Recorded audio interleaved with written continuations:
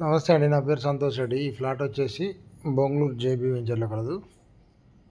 Bengaluru circle నుంచి TCS వైపు పోతుంటే